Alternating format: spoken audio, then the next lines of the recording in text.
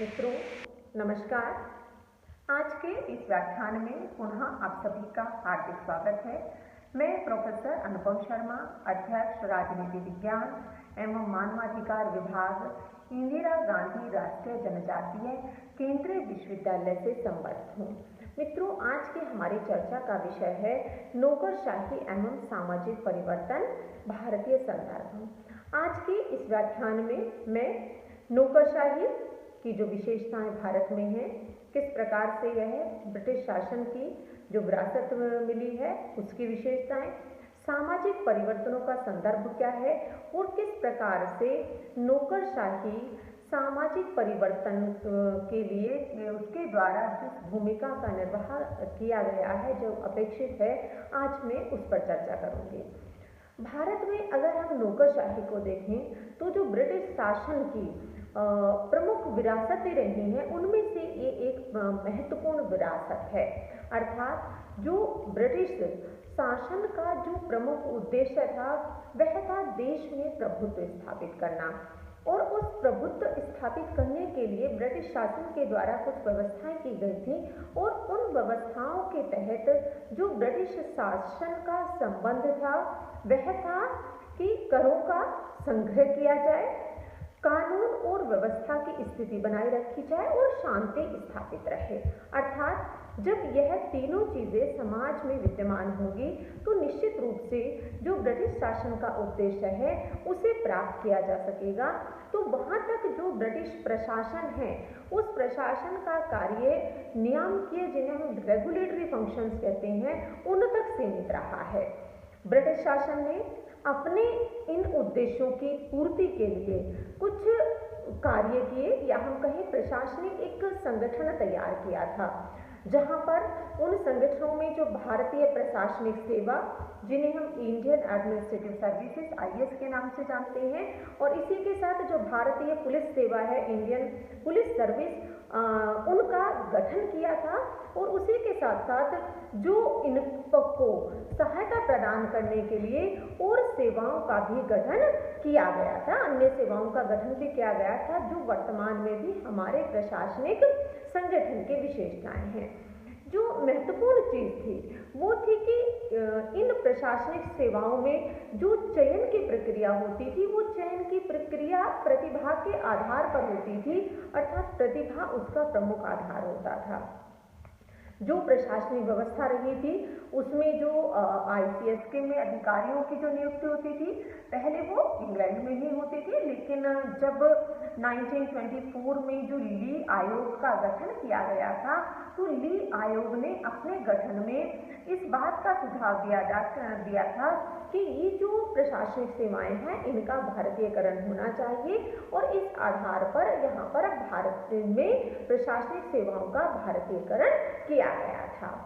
इसी के साथ प्रतिभा के आधार पर जो प्रशासनिक अधिकारों का चयन होता था, निश्चित रूप से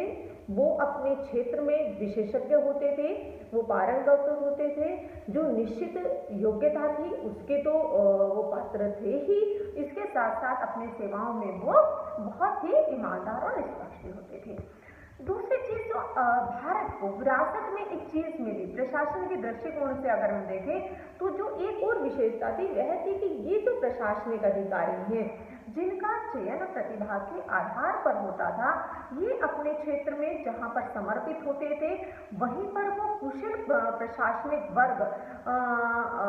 से संबंधित होते थे। और यह विरासत जो है वो भारत को मिली थी, ये जो कुशल और प्रशिक्षित और समर्पित प्रशासनिक सेवा वर्ग था, जो अपने कार्य निष्पादन में बहुत ही सक्षम होता था, तो वो विरासत भारत को स्वतंत्रता पश्चात भी मिली थी। अगर हम कहें जो भारतीय नेता थे जिन्होंने स्वतंत्रता आंदोलन के दौरान अपनी प्रमुख भूमिका का निर्वाह किया था, तो उस समय पर इस प्रशासनिक सेवा की आलोचना की जाती थी। आलोचना का आधार था कि जो अंग्रेजों के द्वारा इन प्रशासनिक अधिकारियों का या सेवाओं का जो प्रयोग अपने लक्ष्यों को प्राप्त करने के लिए, अपने निहितार्थ जो उनके उद्देश्य होते थे उनको प्राप्त करने के लिए किया जाता था, तो उस आधार पर उनकी आलोचना की जाती थी। लेकिन जैसे स्वतंत्रता के पश्चात में परिस्थितियां बदली, भारत स्वतंत्र राष्ट्र के रूप में उदय हुआ और उसी को के साथ जब इनकी भूमिका को स्वतंत्रता के पश्चात देखा गया तो उनकी उपयोगिता, उनके महत्व को भारत में स्वीकार किया गया। यद्यपि परिप्रेक्ष्य दूसरा है, वहां पर ब्रिटिश शासन की व्यवस्था है और वहां पर भारत एक स्वतंत्र राष्ट्र के रूप में है, लेकिन उसके उपरांत जो उनकी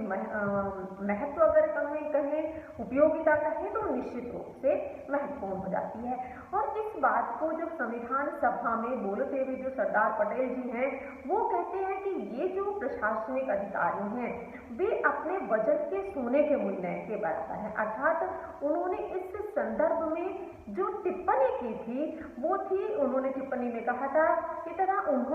कि मैंने उनके साथ इन कठिन परिस्थितियों में जो काम किया है उन्हें अगर हम कहें उन्हें अगर हटा दो और मुझे संपूर्ण देश में अराजकता के सिवाय कोई और चीज दिखलाई नहीं देगी। अर्थात उनकी भूमिका जो व्यवस्था बनाए रखने में है वो कितनी महत्वपूर्ण है, उसको सरदार पटेल जी ने जब संविधान निर्माण चल रहा था उसमें स्वीकार करते हुए इस बात को रखा था। प्रशासनिक सेवा का जो ढांचा है, हम देखते हैं कि जो स्वतंत्रता के पश्चात भी उसी ढांचे को बनाए रखा गया है, वही ढांचा अक्षुण्ण रहा है। और जो भारतीय प्रशासनिक सेवाओं का नाम है उसमें जरूर भारतीय प्रशासनिक सेवा, इंडियन एडमिनिस्ट्रेटिव सर्विसेज के नाम से उसे जाना जाता है। तो इस प्रकार से जो हम भारत में देखते हैं कि वही प्रशासनिक मशीनरी जो स्वतंत्रता के पूर्व है वही स्वतंत्रता के पश्चात भी कार्य कर रही है। लेकिन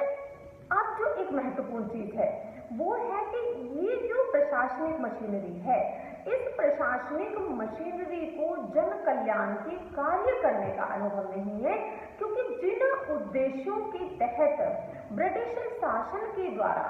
जो प्रशासनिक ढांचा तैयार किया गया था, जिन उद्देश्यों को लेकर चले थे उनमें जन कल्याण का अभाव है। तो उनके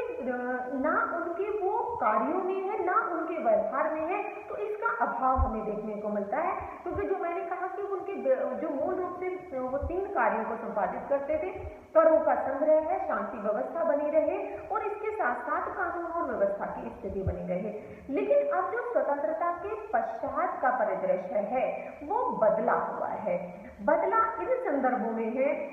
कि जहां पर भारत एक स्वतंत्र राष्ट्र के रूप में जिसका विकास हुआ है, वो ब्रिटिश विरासत से उसे मुक्ति मिली है, तो उसके तहत जहां पर लोगों की अपनी अपेक्षाएं हैं, उनकी इच्छाएं हैं, उनकी आवश्यकताएं हैं जो लंबे समय से नहीं पूरा हो पाई थी, अब वो उन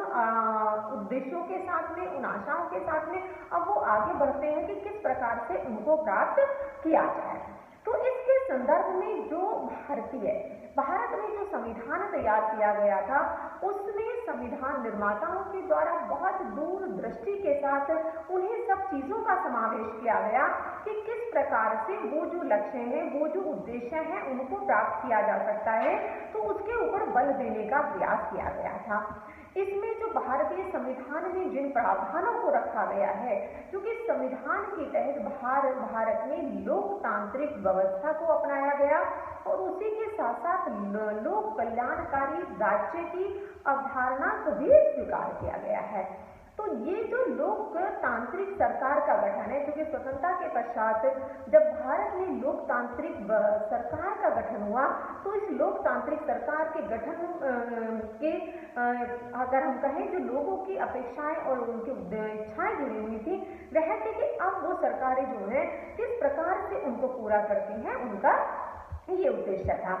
इसी के साथ साथ उन उद्देश्यों की पूर्ति के लिए जो संवैधानिक प्रावधान किए गए हैं, उन प्रावधानों के तहत किस प्रकार से उन उद्देश्यों को पूरा किया जाए।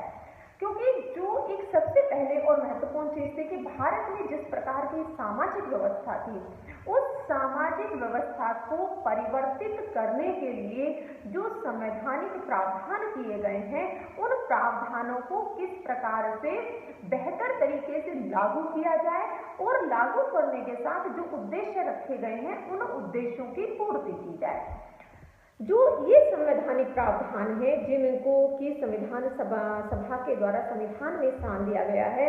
उनको जनता तक पहुंचाने का या जो अपेक्षित परिणामों को प्राप्त करने का जो हम कहें कार्य है वो इसी प्रशासनिक तंत्र के द्वारा किया जाता है, उसी नौकरशाही के द्वारा किया जाता है। तो ये जो उद्देश्य हैं, जो लोकतांत्रिक व्यवस्था के उद्देश्य रखे गए हैं, उनको प्राप्त करने के लिए भी जो प्रशासनिक तंत्र है उसका उत्तरदायित्व हो जाता है कि किस प्रकार से वह उनको लागू कराए और जो उसके रिजल्ट या अपेक्षित परिणामों रखे गए हैं उनको प्राप्त करने में वह प्रमुख रूप से सहयोग प्रदान करे। इसी के साथ भारत में जो लोक कल्याणकारी राज्य की अवधारणा को अपनाया गया, उसका उद्देश्य था कि लोक कल्याणकारी राज्य के तहत कि सभी को, क्योंकि भारत हम कहें लंबे समय के बाद जब स्वतंत्रता मिली तो जो एक समाज में आर्थिक आधार पर गैप है, उस गैप को किस प्रकार से कम किया जाए और सभी लोगों को जो उनकी मूलभूत आवश्यकताएं हैं उन आवश्यकताओं की पूर्ति की जाए। जब लोक कल्याणकारी राज्य की अवधारणा की हम बात करते हैं तो इसमें एनसाइक्लोपीडिया ऑफ सोशल साइंसेज के द्वारा जो लोक कल्याणकारी राज्य की अवधारणा से उन्होंने तात्पर्य क्या है कि ऐसे राज्य हैं जो अपने सभी नागरिकों को न्यूनतम जीवन स्तर प्रदान करना अपना अनिवार्य उत्तरदायित्व समझता है। इसी लोक कल्याणकारी राज्य की अवधारणा को प्रोफेसर जे.एस. लास्की ने जो परिभाषित किया है, उन्होंने कहा कि ये जो लोक कल्याणकारी राज्य हैं ये लोगों का एक ऐसा संगठन है जिसमें सबका सामूहिक रूप से अधिकाधिक हित निहित होता है। अर्थात अगर हम इन परिभाषाओं के आधार पर देखें तो लोक कल्याणकारी राज्य के तहत अब भारत में सरकार का ये अनिवार्य उत्तरदायित्व बन जाता है कि वह किस प्रकार से सभी लोगों को जीवन की मूलभूत आवश्यकताएं पूरा करे, क्योंकि जो उनकी मौलिक आवश्यकताएं हैं उनकी प्राप्ति हेतु सभी लोगों के सामूहिक हित पूरे हो सके, इनके माध्यमों से ही लोक कल्याणकारी राज्य की जो अवधारणा है उसका व्यवहार में लाया जा सकता है। क्योंकि यही सारे वो माध्यम हैं जिनके आधार पर भारत में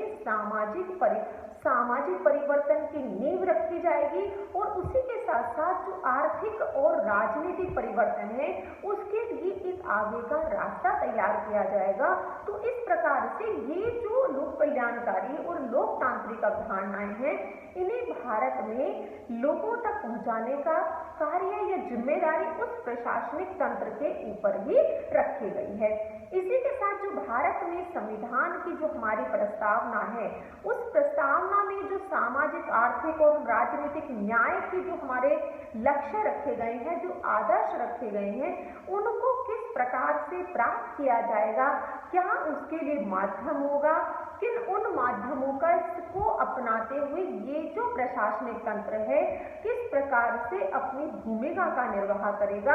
ये भी एक महत्वपूर्ण है। क्योंकि इन लक्ष्यों को प्राप्त करना जो है वो है संविधान में निहित लक्ष्यों को प्राप्त करना। क्योंकि जब समाज में इन आधारों पर न्याय होगा तो निश्चित रूप से एक ऐसे समाज की स्थापना होगी, एक ऐसा सामाजिक परिवर्तन आएगा जिस परिवर्तन की इच्छा, अपेक्षा, चाहत हमारे संविधान निर्माताओं ने की और उसी के साथ साथ जो हम भारत के लोग हैं, भारत के लोगों की भी यही इच्छाएं और अपेक्षाएं हैं कि भारत में सामाजिक, आर्थिक और राजनीतिक न्याय स्थापित हो। प्रशासनिक तंत्र, जो भारत में जो प्रशासनिक तंत्र है, नौकरशाही की जब हम बात करते हैं तो नौकरशाही के लिए जो एक और प्रमुख लक्ष्य था कि किस प्रकार से वह परिवर्तन लाए। क्योंकि स्वतंत्रता के पश्चात जहां भारत में औद्योगिकरण की प्रक्रिया को और तीव्र किया गया और तीव्र करने के साथ साथ जो हमारा सामाजिक में परिवर्तन आया, क्योंकि जहां पर औद्योगिकरण हुआ तो औद्योगिकरण के साथ साथ लोगों का तो आर्थिक विकास तो संभव हुआ ही, लेकिन उस आर्थिक विकास के साथ साथ समाज में भी परिवर्तन आया। इन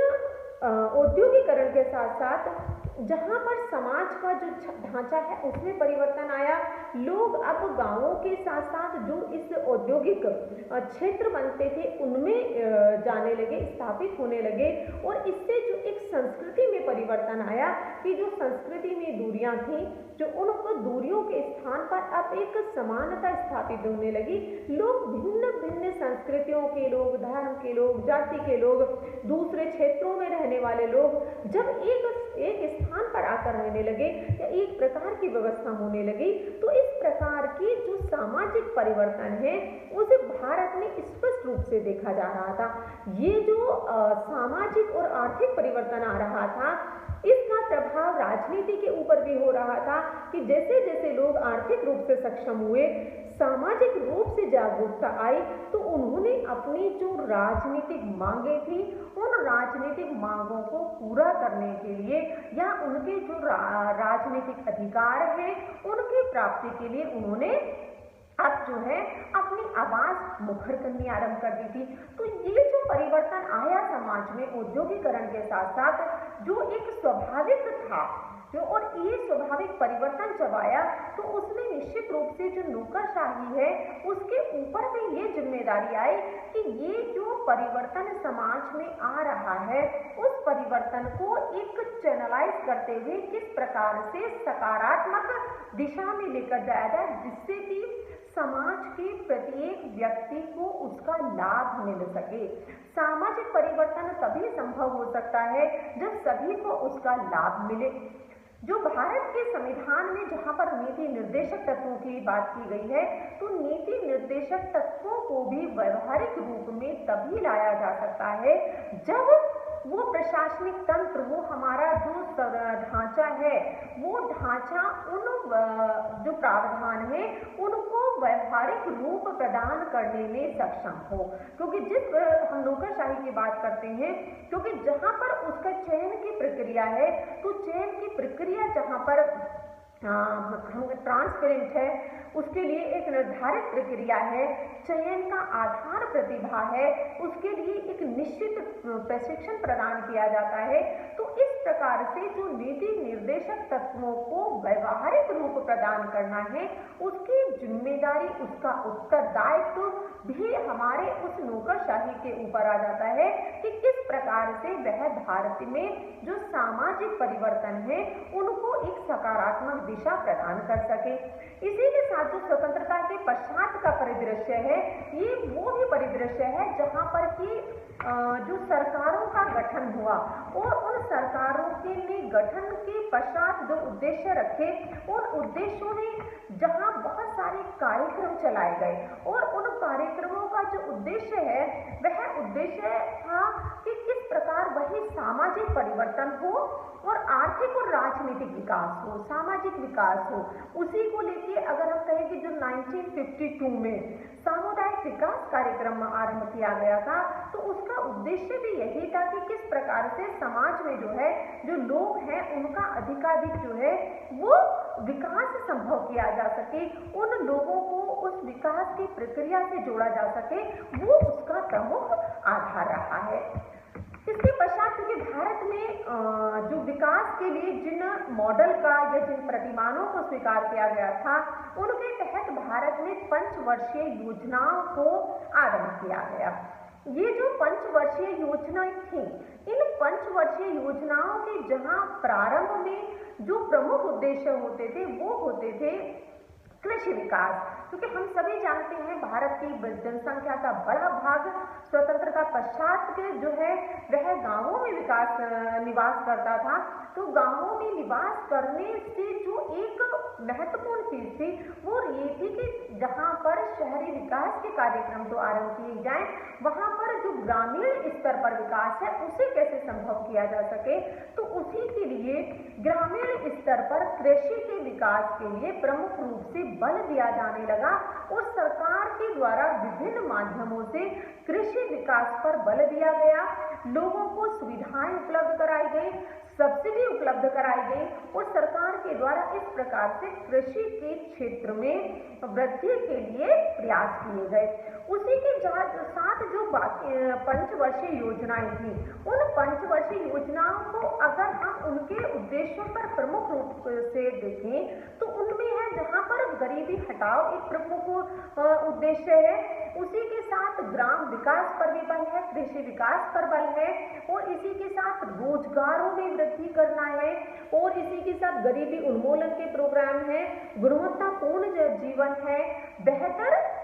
स्वास्थ्य सेवाएं हैं, और अगर हम अंत में कहें तो ये समग्र विकास की बात करता है। तो ये जो समग्र विकास का कॉन्सेप्ट है या ये जो गरीबी उन्मूलन का कॉन्सेप्ट है उसे किस प्रकार से प्राप्त किया जाए, उसमें किस किस की प्रमुख भूमिका होगी, तो उस भूमिका को अगर हम देखें तो प्रशासनिक तंत्र की जो भूमिका है वह इन संदर्भों में सबसे अधिक महत्वपूर्ण हो जाती है, क्योंकि वही प्रशासनिक तंत्र है जो उसमें मुख्य भूमिका का निर्वाह करता है।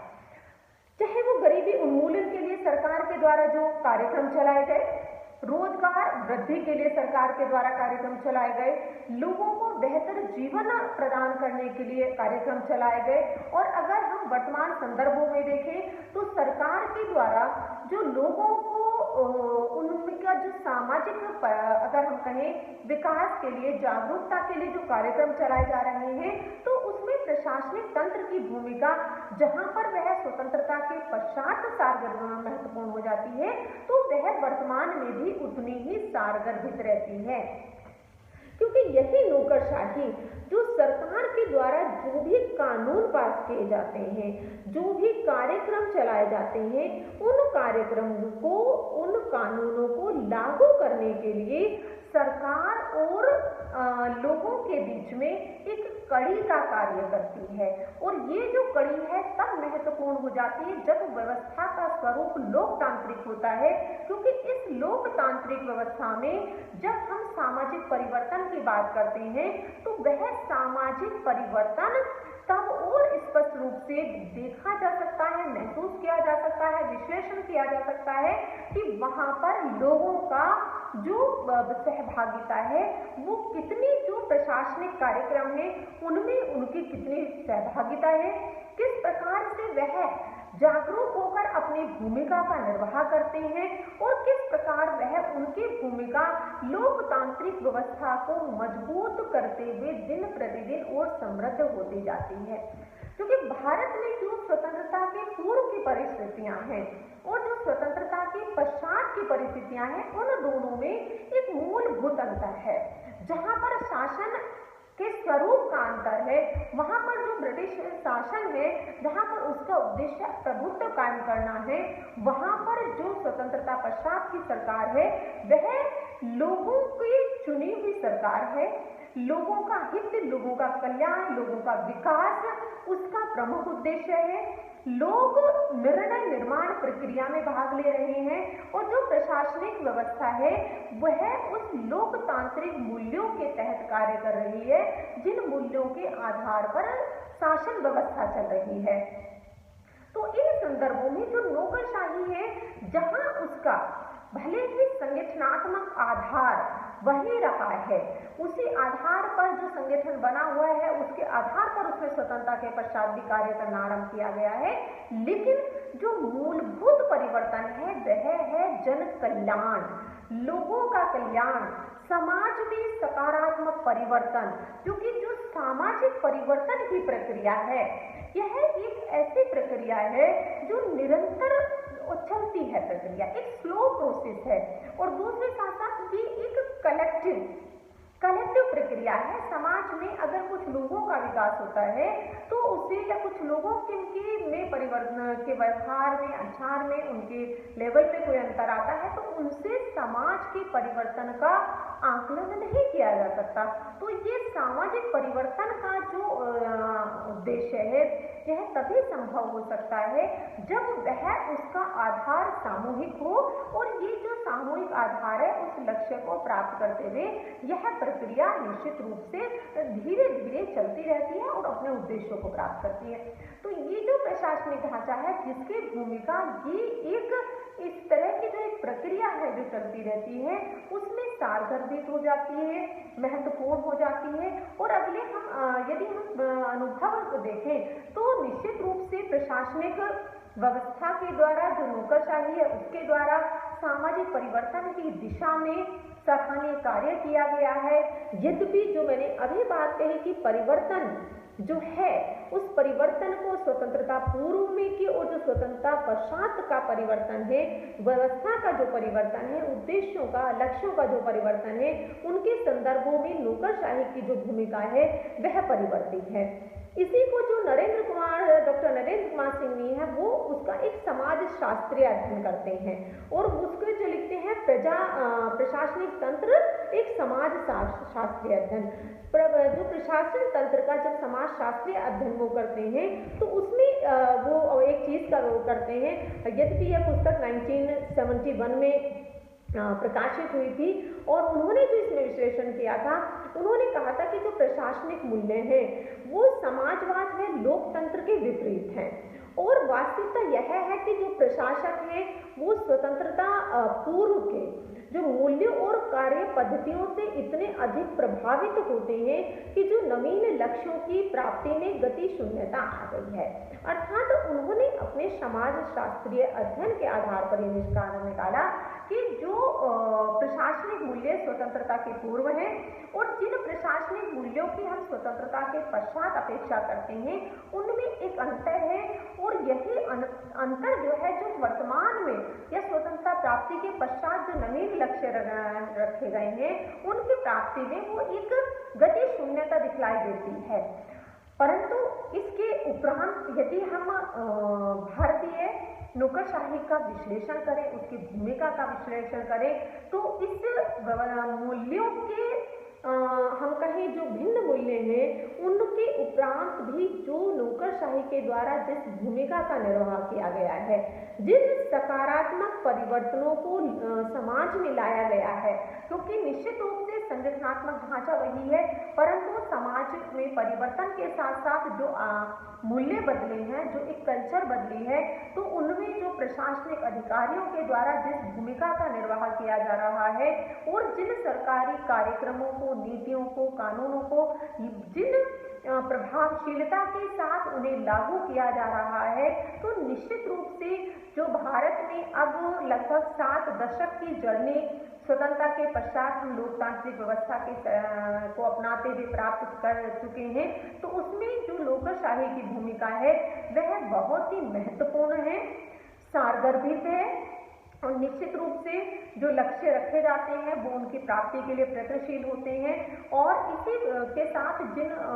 उद्देश्यों को लेकर सरकार अपने लक्ष्य निर्धारित करती है उनकी प्राप्ति में भी यह महत्वपूर्ण भूमिका का निर्वाह करते हैं। इसी के साथ आप सभी का बहुत बहुत धन्यवाद।